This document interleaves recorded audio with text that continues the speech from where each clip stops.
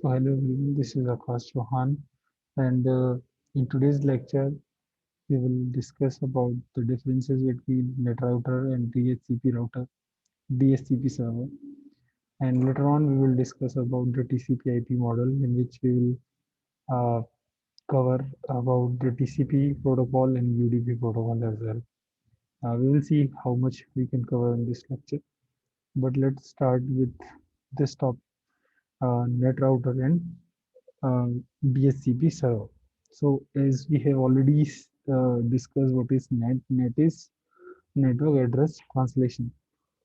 It means whenever you have a public IP and you want to convert it into a private IP, then NAT is required, or you want to convert a private IP into public IP. So I have considered an example. So with this example, it will be super easy for you guys to understand the use of so many things like modem router, DHCP server, the net router as well. Okay, so let's say we have an internet connection, and internet is providing you a public IP through the ISP. So your modem is basically provided by your ISP at your home. So if you have a home, definitely you have a home. So, so when you have a home, inside your home, whenever you have a connection of internet, there would be a LAN which would be connected to the modem inside your home, and that modem then will be connected to the router. This is the router, this is the small picture, this is the big picture, because all your devices would be connected to the router in your home. Let's say this is the Wi-Fi router, and you have connected your phone, your laptop, tablet, Kindle, printer, and so many other devices as well with the same router. So these NAT and DHCP would play a very important role in your router, because these days the NAT and DHCP are pre-installed in your router as well. Okay, so you till this point you have a public IP, because internet is providing you a public IP according to the ISP. Let's say you are using Geo ISP, okay, internet service provider, which will install a modem in your house, which then will be connected to the router, and router is responsible for distributing the connection for your devices. But as you know, all these devices would be having an individual private IP. So who is responsible for that? NAT. As I told you, NAT is only responsible for converting your public IP into private or private to public. It is not, NAT is not responsible for providing you an IP, public IP, private IP, right? So he is responsible for that. That is DHCP server. DHCP server means it is a dynamic host configuration protocol. So the use of this is, you have one public IP address, and once it reaches to the DHCP server, the DHCP server will distribute the public IP address according to your devices. Let's say if you connect a new device, okay, whenever you connect a new device, a unique private IP address will be assigned to that device, and who will decide and who will assign that IP address is DHCP server on your router. So my question for you is, what is the difference between modem and router? Okay, and what is the difference between DHCP and net router? So I hope you would be able to answer that. Uh, you can pause the video and think for these questions, that what are the differences between DHCP server and net router, and what is the difference between modem and router. Router, as you can see here, it is distributing the one connection over here. It is accepting one connection and distributing many connections. It is responsible for the distribution of the connection. But DHCP is responsible for assigning these IP addresses, private IP addresses, and then NAT will come into the picture to convert this public IP address into a private IP. This a computer connected with this uh, internet outside your LAN will not be able to access this private IP address. So your router will decide or more specifically, your NAT will convert that public IP address with the subnet masking which device the data should be sent to. Okay, so this is the role of NAT and DHCP server. I hope this is clear. If you have any doubt, you can comment down below this video. Okay, so first, this 1.8 lecture, 8 lecture we have covered. Let's come to the 1.9th lecture. This is about the TCP/IP model. But in order to understand the TCP/IP model in UDP and TCP or IP protocol, first we need to explore the OSI model, which is very important. So in OSI model, let me enlarge this. Okay, so the very top layer of OSI model will be application layer, then the presentation, then the session, then the transport layer, network layer, data link layer, and physical layer. We will not go into the detail of the header of all these layers, but one thing is sure that OSI model will be used in a network communication. Okay, so all these three layers, this is a OSI reference model. Actually, this is a reference model. We don't implement it usually. We create new models out of the OSI model. This is a perfect and referential model. So if we want to create a TCP/IP model, then we use OSI model as a reference model, and we create a new model. And in the new model, the layers can be different. Like the base layer would always be the same, but the naming convention of those layer can be different. So let's say in TCP/IP, all these layers are combined and compressed into single layer, which is called application layer, the new layer. Okay.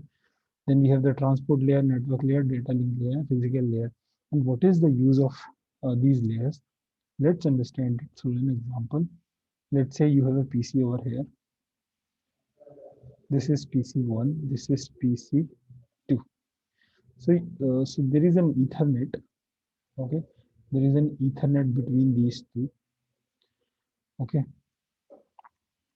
and both of the computers can send and receive the data from either one of these computers. Okay, so let's say you send a let's say mail to this particular PC. You know the email ID and all those things. Okay, so when this mail would be on internet, okay, definitely if this is a Ethernet, then it can only understand, 0 and 1. Then how this mail will be transferred? It means somehow this will be converted into binary format. Binary format. And if the data will be converted into binary format, once it reaches to this, okay, the data should be reconstructed. Let's say I have converted the data over internet into binary format. It is transferred and reaches to this computer. Then the reconstruction of the data should always be there because the end user will not understand 0, 1 format data, right? Then the reconstruction of the data should be there. It means with this bits of data, the other information would also be append to, uh, you know, to these bits and bytes, right?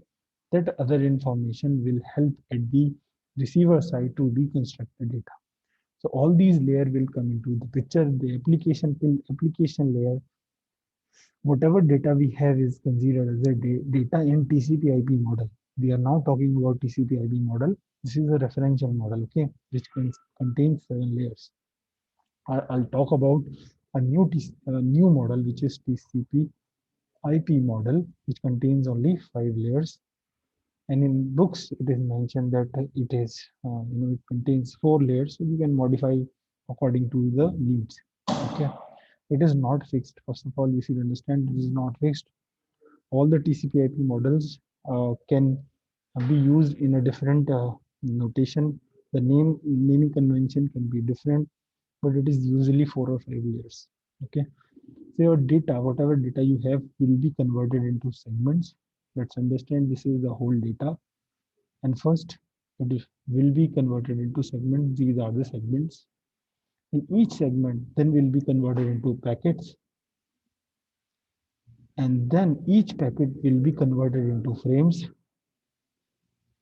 And then the frames could be converted into bits. And eventually, this data will be transferred to internet through this, you know, this LAN, this particular Ethernet, okay? Because the Ethernet can understand in 0 and 1, okay? So it will be similar to that segments are divided into frames, and frames are divided into, and then the bits will be there. So it is, the more clearly we can see, this is, if this is one segment, okay, because this is the data will be converted into segments, there would be a lot of segments. I'm talking about a single segment. So let's say we have three segments, okay, and further data will be divided into packets, okay, and further the data will be divided into frames, and frames will be divided into 0 1 0 1 0 1 by bits, and the data then will be transferred to the internet through the Ethernet.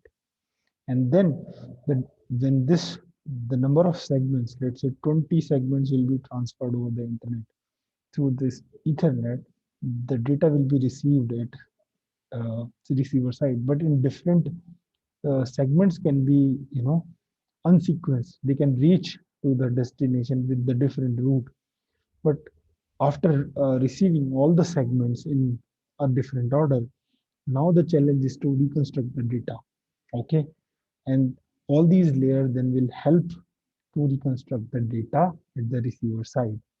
Each layer has different additional information added to these bits at the end.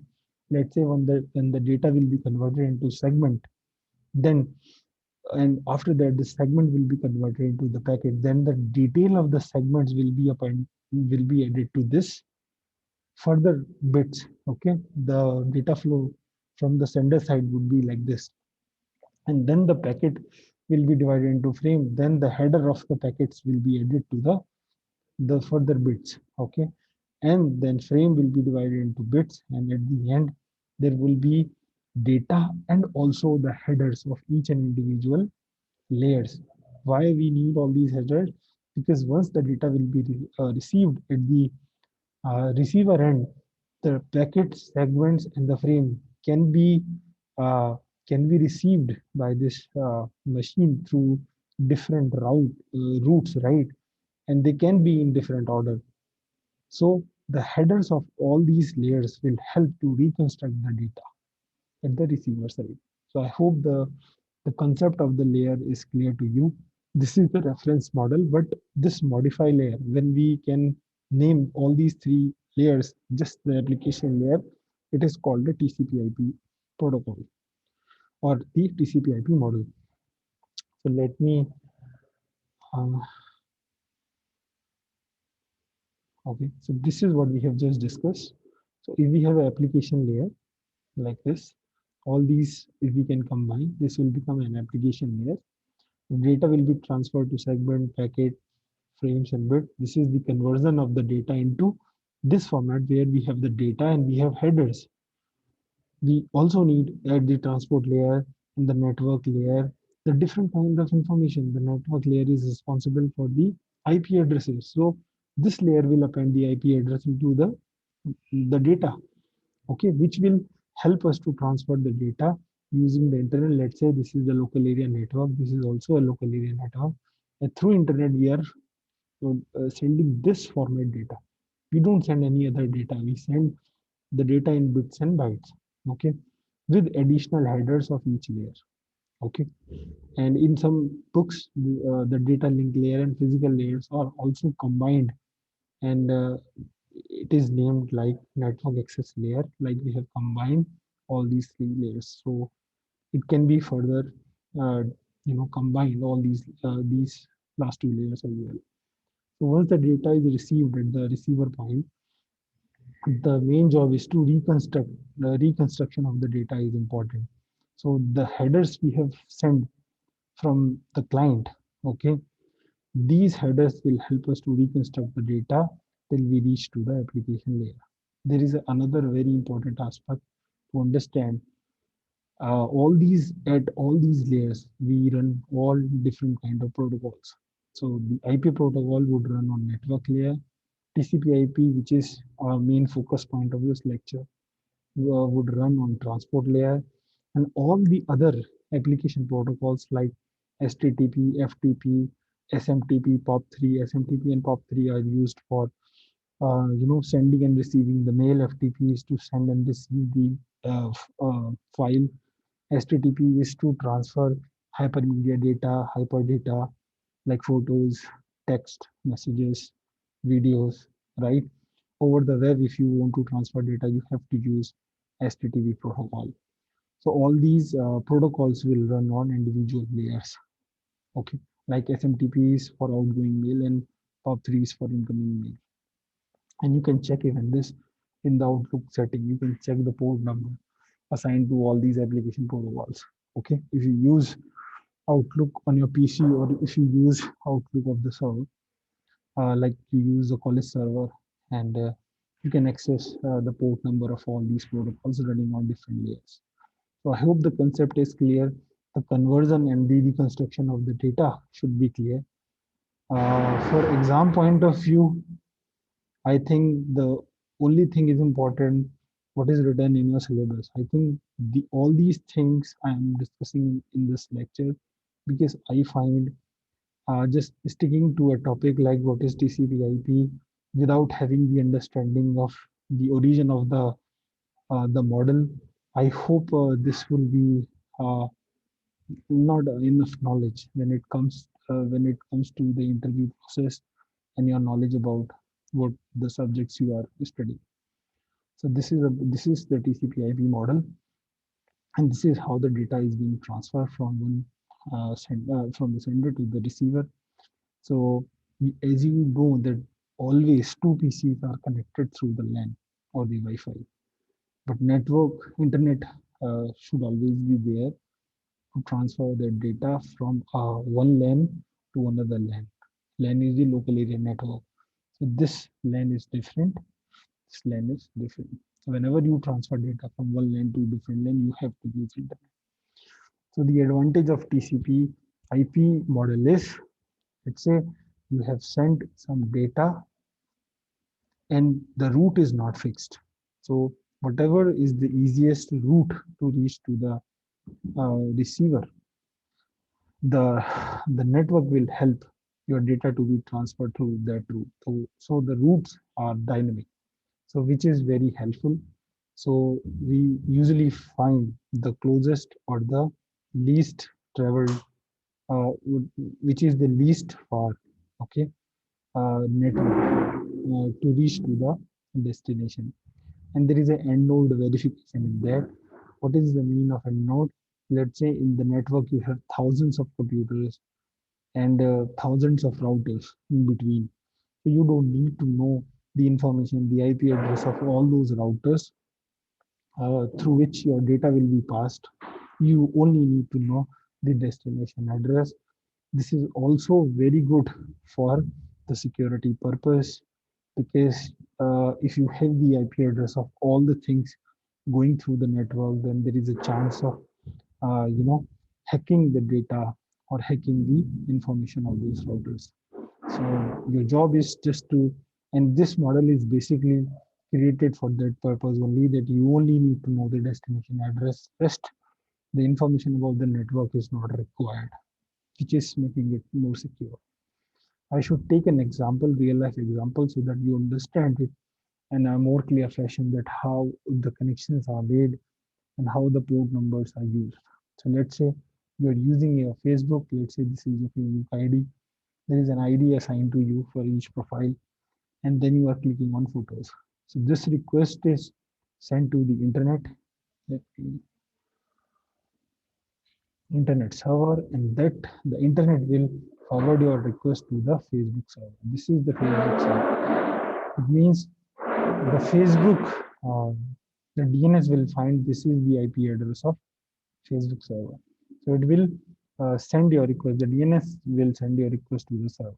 Then the server would know, okay, I know your response. You need photos at your browser. So let's say the current capacity of showing you have said is 10 photos. Let's say in our example we have six. So let's say six photos on one page. So uh, the server would prepare a response according to your request. But you must understand when you have, this is just a simple example to show how many connections can be made between two sender and receiver. So let's say we have six photos. So in order to respond back to you quickly, the server can make many connections on the same port. So as you are trying to access the web data, like photos, videos, or text, okay, the web data through the web, then you will be using 80 port number as STTP protocol. Then the server would make many connection on the same port and will send the data in each connection parallelly, okay, which will help the server to respond back to your request quickly. If the data will be sent sequentially, then there will be a issue. Earlier times, when the parallel transmission was not there, response from the servers was a big challenge. Okay, these days the parallel transmission is there, so it is easy to get the response from the server. But earlier it was not the same. So data will be transferred through the LAN physical connection. Okay, so the seven connection. Okay, so the six photos connections will be there, and one is for the page itself. The page will be shown to the client browser. So it means concurrently seven connection can run, right? But as you can see, we need the IP address of the destination. Once you know the IP address, these connection will be made by the network or the network protocol you're using. So let's see what is that. So the IP protocol is just we are sending data from customer to server, which is the transferring bit. So I hope I have already discussed this, the reconstruction of the data and how the TCP protocol. Okay, I didn't mention that how the reconstruction will happen. So the reconstruction of the data is getting the data from the bits to the mail. Okay, as I send the mail, I should receive a mail. So then the bits into converted into deconstructed into the mail ID, and who is responsible? The mainly responsible is also the TCP protocol, because at TCP protocol the segmentation data and the protocol TCP protocol will be there. It means if we arrange the segments of the data, because the data is firstly divided into segments, if we can, it is the last. If you reconstruct the data at transport layer, it means it is you are so close to the actual data. Okay, the transport layer is very much responsible, and the protocol, the rules written in the TCP or UDP protocol will be there. This is what we have discussed theoretically. We will implement TCP UDP practically as well. But you must understand that transport layer plays a very important role in the reconstruction of the data. Okay, that is what I have mentioned over here. So the format of the sequence of the packet information, the TCP protocol as a transport layer will manage it all. Transport layer TCP.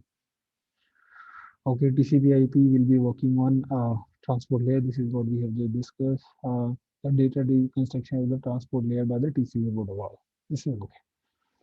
But I have mentioned that we have two different protocols, TCP and UDP. And what is the difference between both of these protocols? Let's see that. I hope the think this example is clear to you. This is the real life example. How many connection can be concurrently running to transferring the data for even one request. Okay, so the TCP IP is when you send a packet, let's say, when you send a packet or a segment, okay, then what happens is in TCP IP protocol, if you send a segment to the receiver, the receiver will acknowledge it that I have received this packet or the segment. For each and every packet or the segment, the receiver will always respond back. It will, why? Because it helps TCP to know that what are those packets which are lost in the network. Okay, so I can resend them. So it means TCP/IP is a connection-oriented protocol because it is acknowledge based, but UDP is not acknowledge based. Okay, it is a connection-less protocol, and the acknowledgement of the data is not there. Just send the data. I'll tell you where such kind of protocol can be used in real life. You first understand the differences. It will be slow. Why? Let's say we have sent 5 packets and only 4 packets reach to the destination. Then for each packet, there has to be a in this case, 4 response and one is not received. 5 responses will be received and then it will resend the missing package. That makes this protocol slow. But when you don't have the acknowledgement, it means it is fast because it doesn't wait for the acknowledgement, it just keeps sending the data. And when something is guaranteeing you, something is providing you a guarantee that the data will always be reached. If not reached, then I'll resend it. Then it means the system is reliable.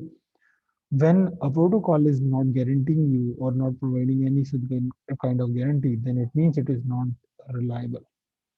But if it is not reliable, then why we are using it? I'll tell you why. So when it is slow, it is fast. You please focus on this point. When there is a low latency means there is a very less delay of a package to reach to the destination. And this would be the main important thing. This will differ it from the TCP/IP. I'll discuss it later. Let me further discuss the differences. I'll come to this point once again. So retransmission is there. There is no retransmission. Let's say in the mail bank, right? If acknowledgement is there, then it is good, right? If you send a data, let's say you send 10,000 to an account, so then the acknowledgement would be there, right? Then it is a complete transaction. If there is no acknowledgement that okay, I have not get any amount of money, then would you want to send that data to any account? No, you don't want to use that mail. So on the need, uh, so these kind of protocols will be used. So whenever there is acknowledgement is must, you should use TCP/IP protocol.